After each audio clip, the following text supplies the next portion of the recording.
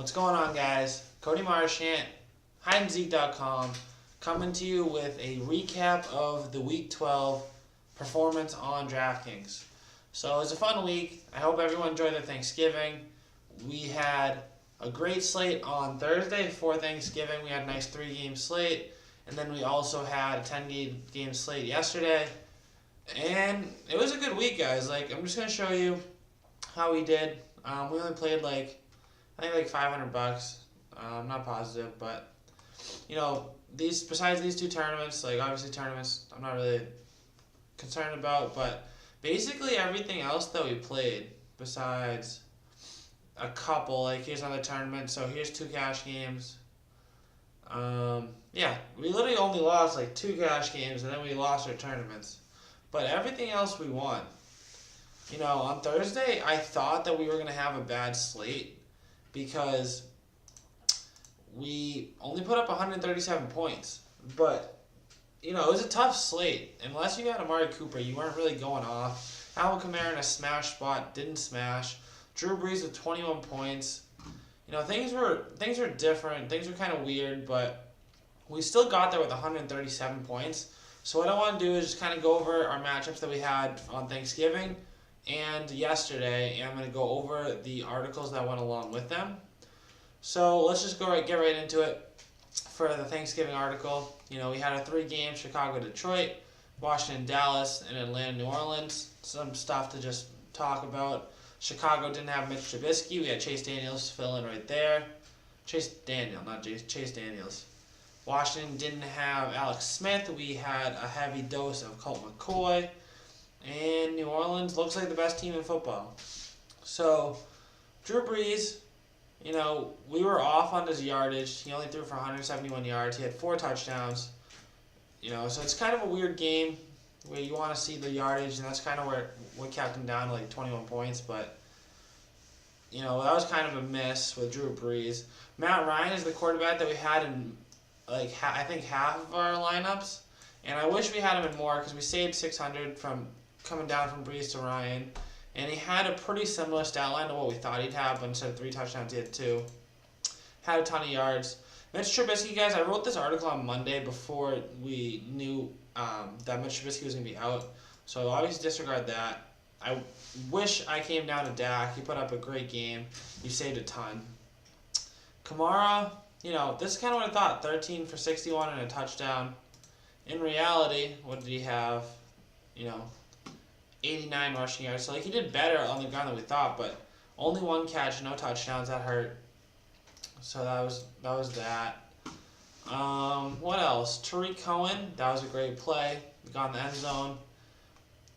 Adrian Peterson that was a miss. Theo Riddick hit value. We had him in our lineups. Julio Jones was a great play. Pretty much. We said that he'd have 11 targets, 8 catches, 156, and he ended with 11 catches for 147. So we were pretty much right on the money with Julio. That was a good play. Kenny Golladay didn't get the volume we were looking for and didn't get in the end zone. He had 5 for 90, not an awful game. Calvin Ridley, another one of our great plays. I thought he was in a smash spot against the team that he had best game of his career against. Puts up 93 and a touchdown. We'll take that all day. Traquan didn't play. Anthony Miller missed on this game, but he was kind of cheap. Jordan Reed was fine, nothing crazy. Austin Hooper 5 catches, I think 50 yards-ish. Jeff Swain was a miss.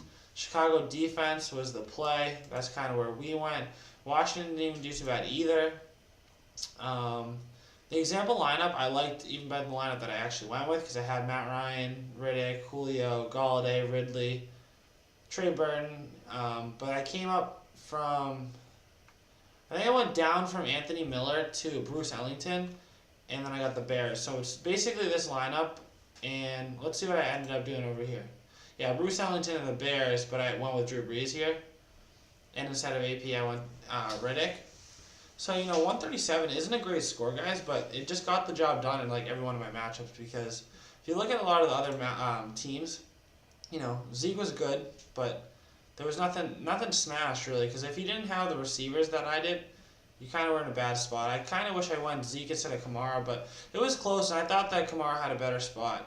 He just didn't have the catches that I was accounting for. So we won on Thursday, and that was great, but yesterday was one of the funnest days of Draftkings I've ever had. It was crazy. We were down all day, and which was weird because I had Christian McCaffrey everywhere, but everyone decided, hey, I'm playing Christian McCaffrey too.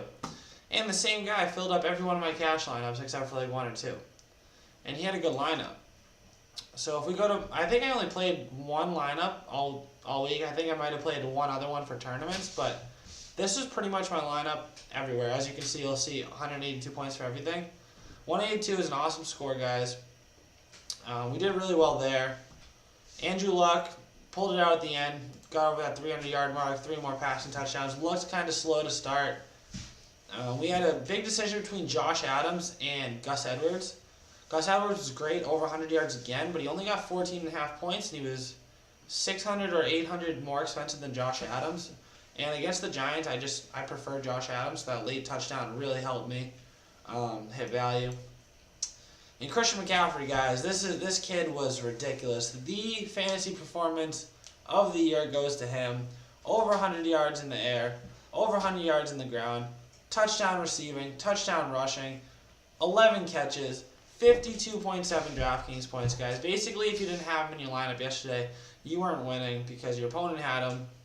So you needed that there. And this was a last-minute switch between.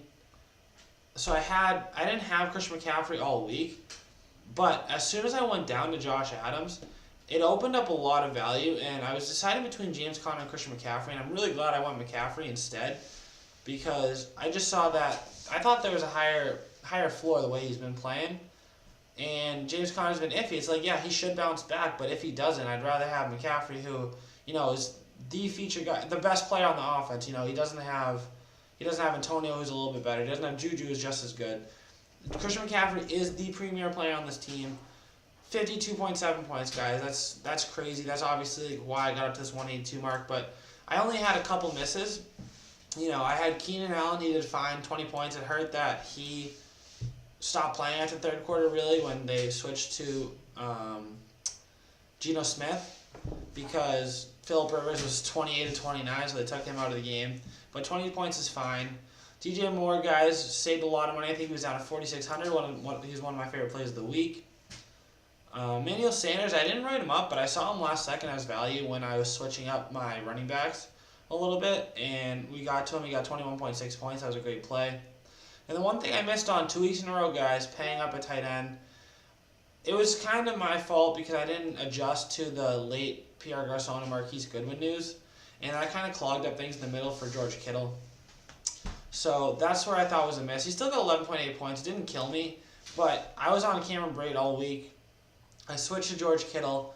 It would have left me with, I could have improved Marlon Mack somewhere to maybe like the 3 guys I really liked were Sonny Michel, Matt Breida, and Leonard Fournette. They don't get me all the way there. And last second, for some reason, I switch off the Bills defense to go Steelers, and Steelers have an awful game. So these were my 2 misses. These were my 3 misses right here. Marlon Mack, process was fine. He didn't get in the end zone. He didn't get 100 yards. So 11.6 is it's fine. They just didn't dominate the game like we thought they would. Talk about some of these plays. Big Ben was fine. He didn't have a bad game. He had 97-yard touchdown pass to Juju. Russell was solid. Baker was great. This was a good one. Instead of 2 touchdowns, he had 4. Melvin Gordon only gave you a half, and he still got 20-something points. James Conner was kind of a miss. David Johnson, I'm not too sure. I didn't even go over his line, but I obviously don't think he hit value at 7,300. Nick Chubb was a beast, going over 2 touchdowns, got like 28 carries. Sonny Michel was a beast, 131 rushing yards. Marlon Mack was a miss. Gus Edwards was great. And Josh Adams was also great. I didn't give you a projection. I don't know why.